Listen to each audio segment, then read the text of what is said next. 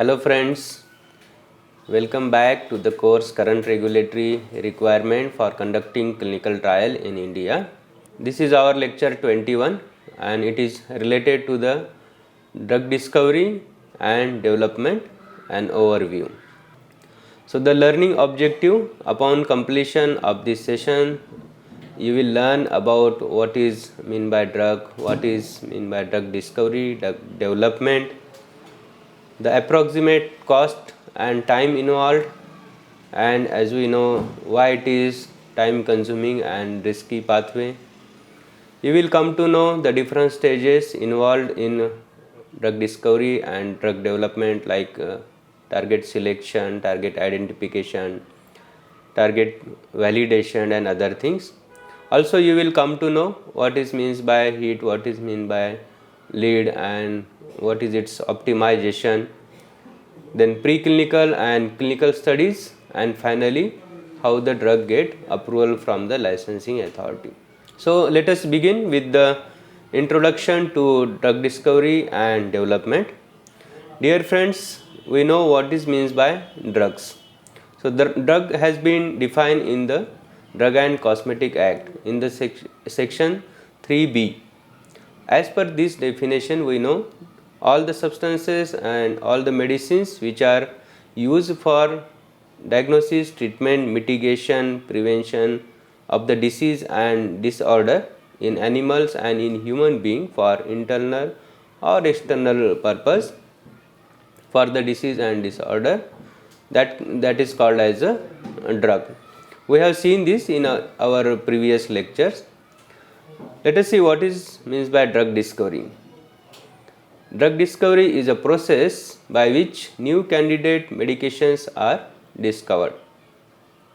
And the drug development, it is the process of bringing new pharmaceutical drug to the market once lead compound has been identified through process of drug discovery. Dear friends, as you know, we have discovered lot of drugs. If we see the history, the first drug was discovered long back in around 1st millennium BC, and that drug was Hyoscyamus niger. Then in 600 BC, we have discovered glycerol, and then in 3000 BC, morphine, that is well known to all. If we see the literature and web search, we will come to know that US has approved around 1453 drugs since its inception as a Food and Drug Administration in 1938 until 2013.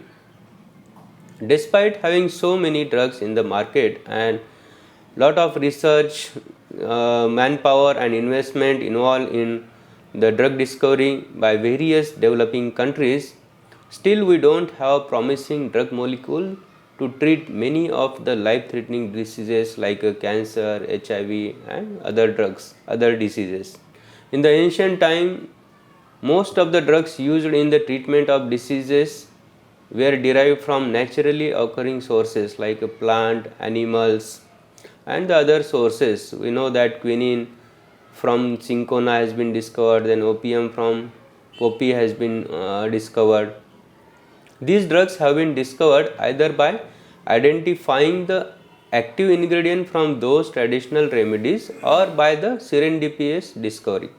We know that serendipitous discovery, it is a discovery by chance, like a penicillin drug, it is a serendipitous discovery, or we can call it as an accidental discovery also.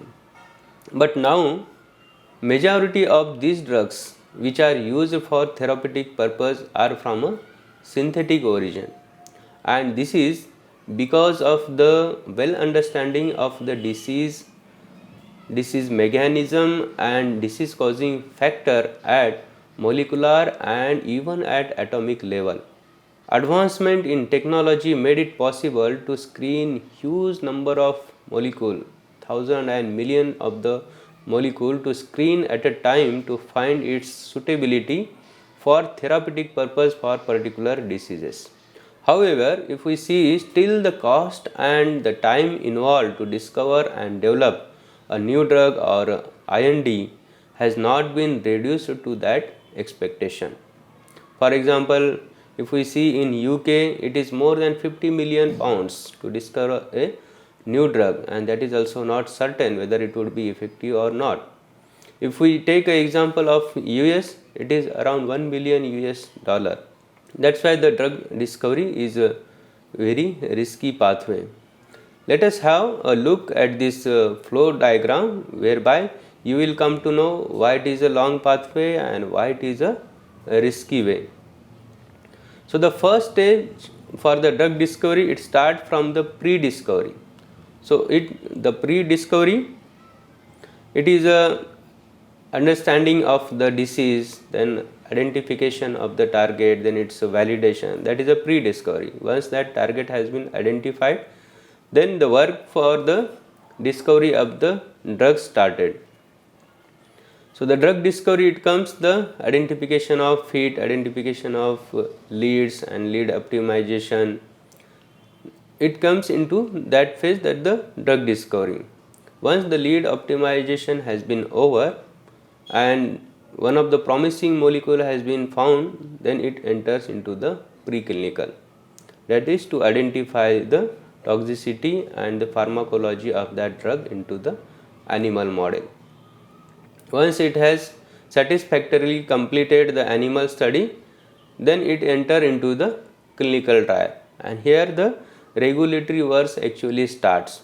No doubt the preclinical and the animal studies also require permission for using the animals, but that is from the different authority, that is a CPSCA board, animal ethics committee, that you require the permission. Once you have completed and generated the data of the preclinical studies, then you require to apply for the phase 1 clinical trial with the CDSCO. Here the regulators work start. Then it enter into the phase 1, and after completion of phase 1, then subsequently phase 2 and phase 3. Once the result has been found satisfactory for phase 1, phase 2 and phase 3. See here below, you can see the time required has been given. So the drug discovery and preclinical, it takes around 3 to 6 years. In different countries it varies, and for the clinical trial it takes around 6 to 7 years. Here it is mentioned the number of volunteers also, that is number of subject participant for the phase 1, phase 2 and phase 3. For phase 1 it is approximately 2, then for phase 2 it is 10 to 12, and for phase 3 it is 100, though it has not been given in our Indian context, because it varies from the case to case, and depending upon the nature and complexity of the drug, the sample size is decided after the detailed deliberation and discussion about the drug. Once this phase 3 has been completed, then here the manufacturer or importer, or we can say the applicant, they can apply to manufacture or the import the drug. So phase 3 is mandatory to come the drug into the market. That phase 3, after the phase 3, the marketing permission or importing permission can be associated with the condition of the phase 4 trial. So after the drug approval for the marketing and for the import into the country, the condition may be imposed to conduct a phase 4 trial, and this review and the phase 4, it takes around 0.5 to 2 years. So as we have seen, it takes around 12 to 15 years on an average for a drug to reach to patient from its discovery and its development. And we have seen it is first it is identification of hits, identification of leads. So around 5 to 10,000 molecules screened, and from these 5 to 10,000 molecules, only 250 molecules enters into the preclinical stage, and from these 250, only around 5 gets entry into the clinical trial, and from these 5 molecules, only 1 get a chance to be approved. The whole process takes investment, as I have mentioned, about $1 billion, and the time required is around 15 years. That's why this process is process, and this pathway is risky, time consuming, and it requires a lot of investment.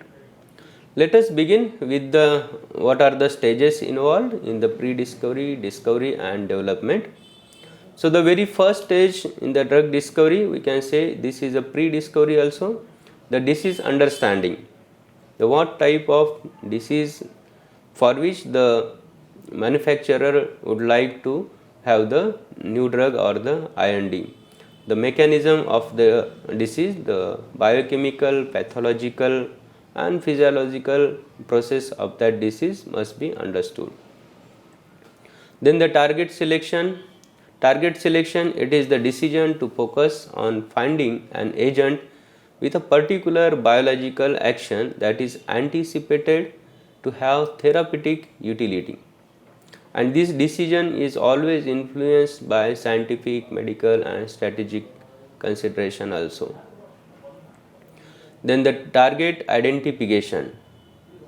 The target identification to identify the molecular target that are involved in disease progression. Most of the time it is a protein or receptor. Method by disease mechanism, or it can be a disease gene. We will see it later on what is target and what is its probability. Then once it has been identified, there is a target validation to prove that manipulating the molecular target which have been identified can provide therapeutic benefit to patient. After target validation, then it is a assay development. It can be in vitro, cell based, or using animal, that is in vivo or through the STS. This gives assurance about the reliability, robustness of result produced and relevance that related to the target. As I have mentioned, the term target carries several connotations in the overall context of drug discovery. For example, disease-linked proteins are commonly referred to as a target. These are the majority of drug target, and the uses of that has been given into the percentage. So the G protein receptor, the 45%, enzymes 28%, then the hormones factors, that is 11%, ion channels 5%, and nuclear receptor 2%. These are the probability of the target which are used for the drug discovery. If we see, currently we are exploiting only 400 distinct drug target, which is very less than the expected 10 times the existing one. There are many methods for the target identification. Various techniques are in use to identify and isolate individual target to learn about their functions and how they influence the diseases. Compounds then identified that have various interaction with the drug target that might be helpful in treatment of specified diseases. So these are the methods like cellular and genetic target, then genomics, proteomics, and the bioinformatics, which is well known to all of us. Let us see in brief what is this cellular and genetic target method. It involves the identification of the function of a potential therapeutic drug target and its role in the disease process. For small molecules drug, it involves identification of the target receptor or enzymes, whereas for some biological approaches, the focus is at the gene or transcription level. Drugs usually act on either cellular or genetic chemicals in the body known as a target, which are believed to be associated with the diseases. The study of gene and their function. Let us see now what is genomics. This is also one of the method to identify the study of gene and their functions. Genomics aims to understand the structure of the genome, including the mapping gene and sequencing the DNA. It seeks to exploit the finding from the sequencing of the human and other genomes to find a new drug target. Human genome, as we know, consists of sequence of around 3 billion nucleotides, that A, C, G, we know that adenine, guanine, and all this. which in turn probably encodes 35,000 to 50,000 genes. Drews estimate that the number of genes implicated in disease, both those due to defect in single gene and those arising from combination of gene, is about 1000, and based on 5 or 10 linked protein per gene. He also proposes that the number of potential drug target may lie between 5,000 and 10,000. Single nucleotide polymorphism, that is SNP libraries, are used to compare the genomes from both healthy and sick people to identify where their genomes are varying. The other method, that is a proteomics. It is the study of the proteome, the complete set of a protein produced by a species, using the technologies of large scale protein separation and identification. It is becoming nowadays increasing evident that the complexity of biological system lie at level of the proteins, and that genomics alone will not suffice to understand these systems. It is also at protein level that diseases possesses become manifest. These disease processes become manifest and at which most drugs act. Therefore, the analysis of proteins, including protein-protein, protein nucleic acid and protein ligand interaction, will be utmost importance to drug discovery. Proteomics is the systematic high throughput separation and characterization of proteins within biological systems. Target identification with proteomics is performed by comparing the protein expression level in normal and diseased tissues. 2D page is used to separate the proteins, which are subsequently identified and fully then characterized with LC-MS and MS. The another method is bioinformatics. As we know, it is a branch of molecular biology that involves extension analysis of biological data using computer for the purpose of enhancing biological research. It plays a key role in various stages of the drug discovery, like a target identification, computer screening of chemical compound, or the pharmacogenomics. This is the methods used to transform the raw sequence into a meaningful information.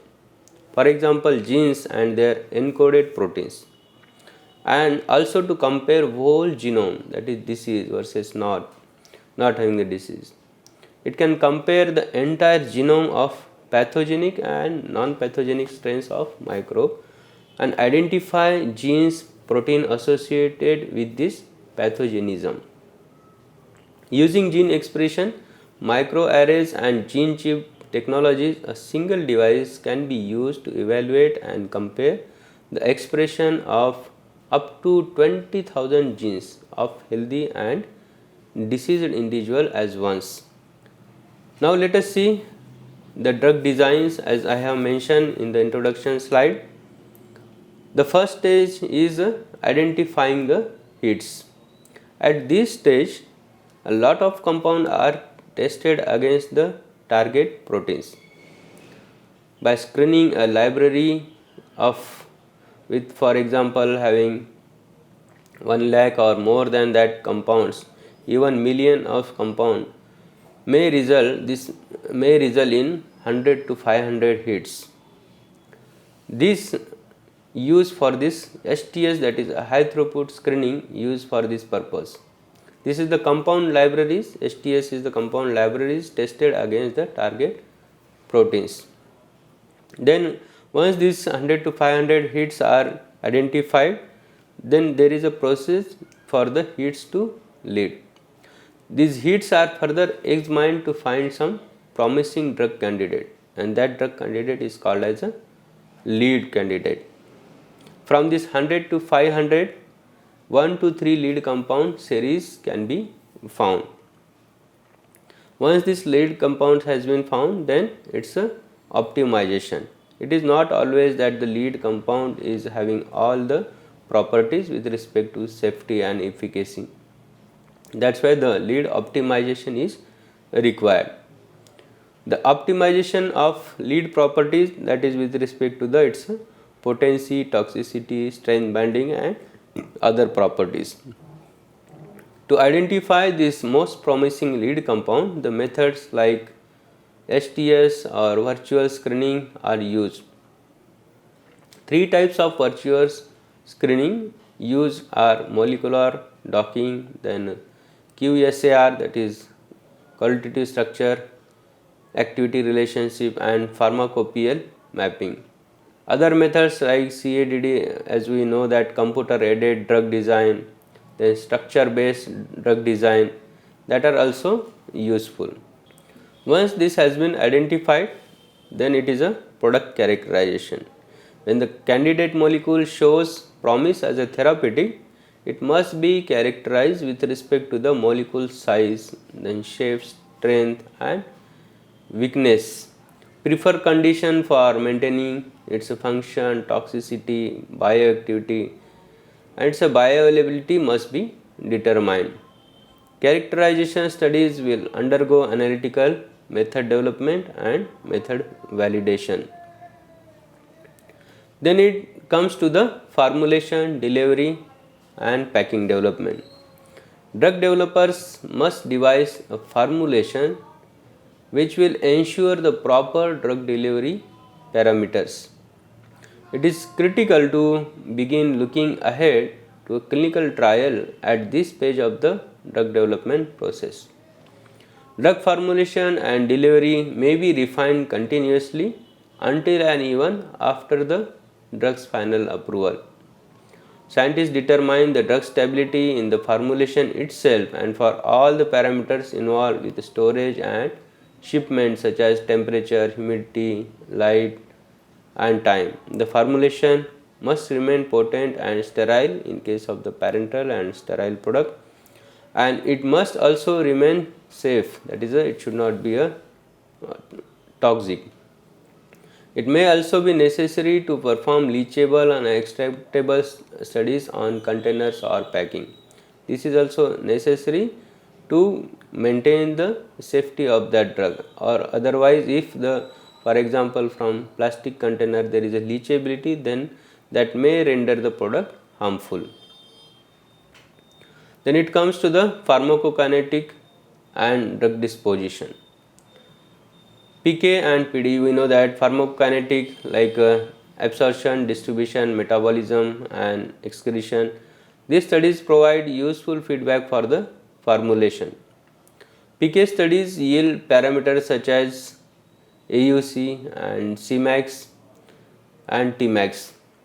Later on, this data from animal PK study is compared to data from earlier stage clinical trial to check the predictive power of animal model. Then it comes to the preclinical toxicology testing and the IND application. Preclinical testing analyzes the bioactive safety and efficacy of the formulated drug product. During the preclinical stage of the development process, plans for clinical trial and investigational new drug application are prepared. Studies taking place during the preclinical stage should be designed to support the clinical studies that will follow. Actually, this preclinical study, they can be divided into the preclinical toxicological study and the pharmacological study, and these studies are required as per the new NDCT rule 2019. The studies like acute toxicity studies, these acute tox studies is to look at the effect of one or more doses administered over a period of up to 24 hours. The goal is to determine toxic dose level and observe clinical indication of toxicity. Usually at least 2 mammalian species are tested, and the data from acute toxicity studies help to determine doses for repeated dose studies in animal and phase 1 studies in human. Repeated dose studies, it depend upon the duration of the studies. Repeated dose studies may be referred to as subacute, subchronic or the chronic studies. The specific duration should anticipate the length of the clinical trial that will be conducted on the new drug. Again here 2 species are typically required. Genetic toxicity studies, these are very important studies, and these studies assess the likelihood that the drug compound is whether mutagenic or carcinogenic. Procedures such as Ames test, which is conducted in bacteria to detect the genetic damage, and the other test to detect the DNA damage, which is assessed in the test using mammalian cells such as the mouse micronucleus test. The chromosomal aberration test and similar procedure to detect the damage at the chromosomal level, this test has also been used. In the reproductive toxicity studies, these studies look at the effect of the drug on fertility and also detect effect on embryonic and postnatal development. In general, reproductive toxicity studies must be completed before a drug can be administered to women of childbearing age. Carcinogenicity studies, these are usually needed only for drugs intended for chronic or recurring conditions. They are time consuming and expensive and must be planned for early in the preclinical testing processes. Then bioanalytical testing. The bioanalytical work is key to proper characterization of the molecule, assay development, developing optimal method for cell culture or fermentation, determining process yield and providing quality assurance and quality control for the entire development process. It is also critical for supporting preclinical toxicology, pharmacology testing and clinical trials. So these are the animal toxicological tests. Let us see the type of preclinical, that is animal pharmacological studies. In the new drug and clinical trial rule, these studies have been given, and these are the specific pharmacological actions. These are those which demonstrate the therapeutic potential of human.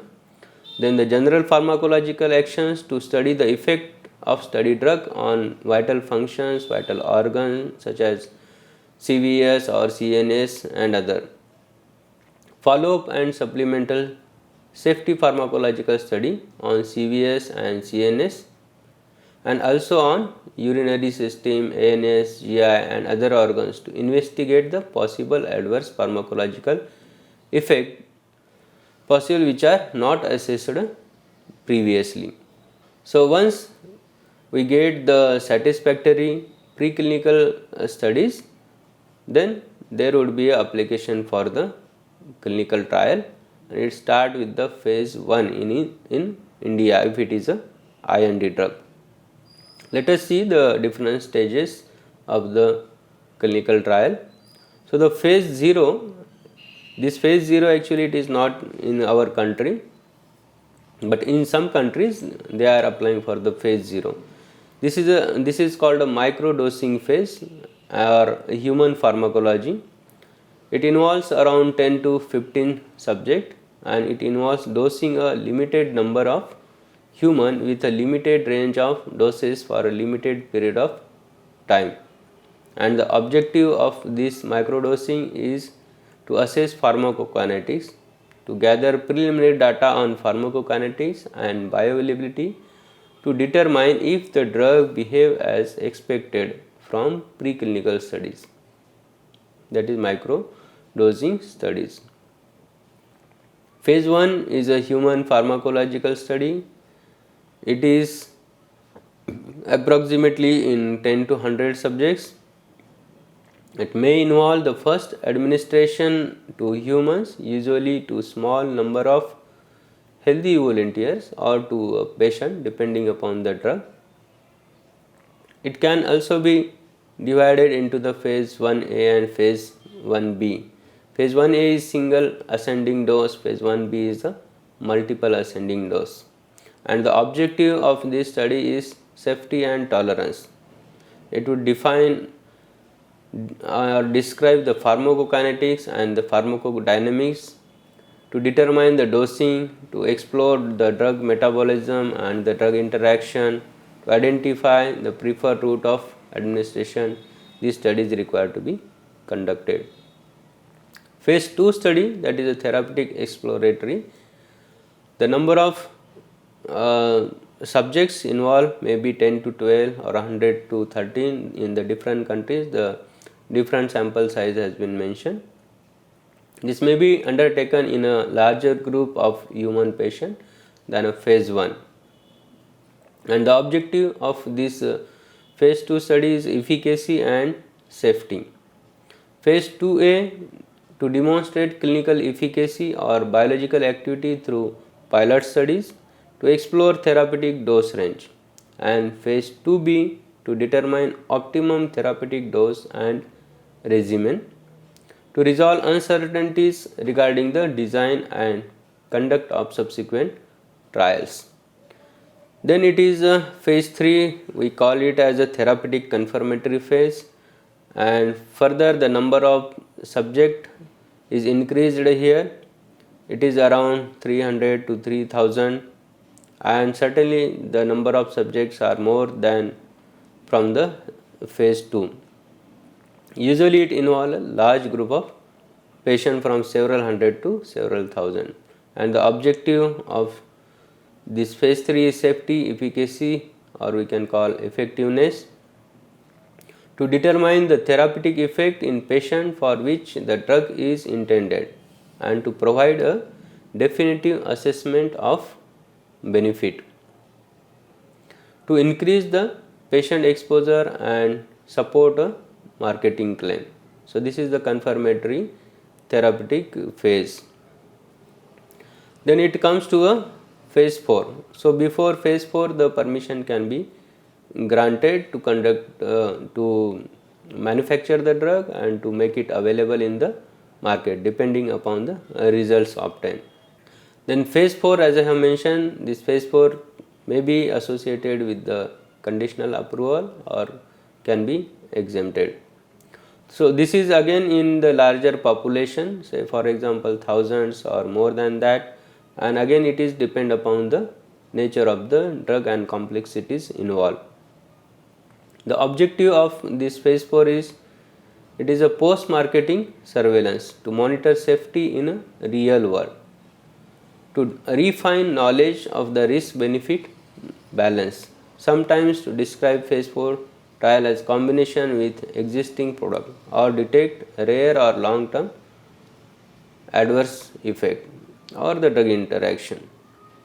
So this is up to the phase 4 clinical trial, and once this phase 3 and phase 4 clinical trial are completed, as I have mentioned, the drug can be marketed by taking the manufacturing permission. In India it is from the state licensing authority, and if it is import, then the applicant has to apply for the import of these drugs, and after having the import license and the registration, then again that has to be entered into the market. So this is all about the new drug discovery, development and the regulatory process. The regulatory pathway to be followed we have already covered in our previous lectures, so you can refer that for its better understanding. Let us see what is the future direction. So the current approach in drug development is focused on targeting a specific cell signaling pathways. Despite having new targets such as receptor, tyrosine kinase, tumor necrosis factor, still we have ineffective therapies with a serious side effects, and hundreds of genes could be disrupted in different cancer and in other diseases. We have seen this. The multiple molecular players and signaling networks in disease need to have a better understanding of further drug target and long term safety outcomes.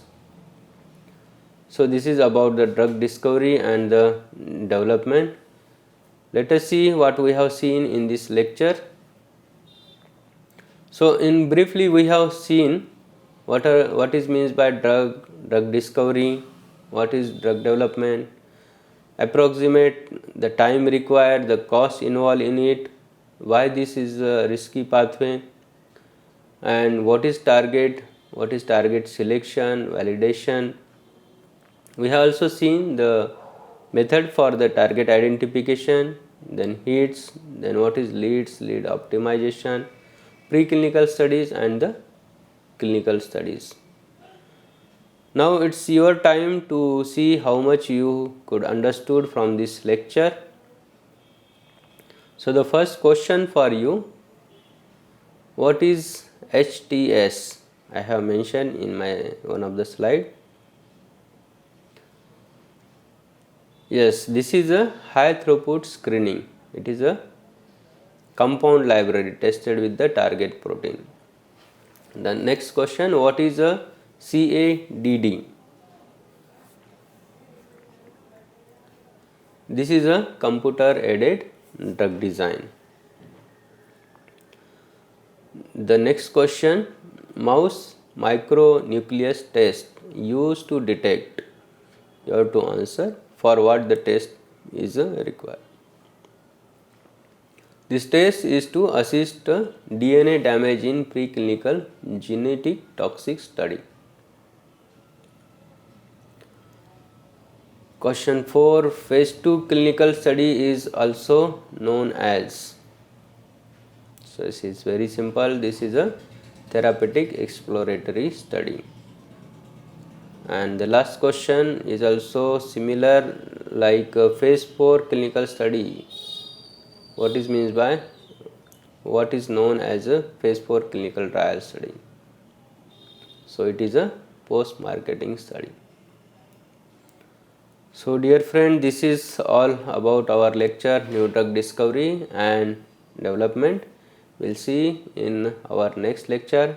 Till then, you take care. Bye bye and all the best. Thank you.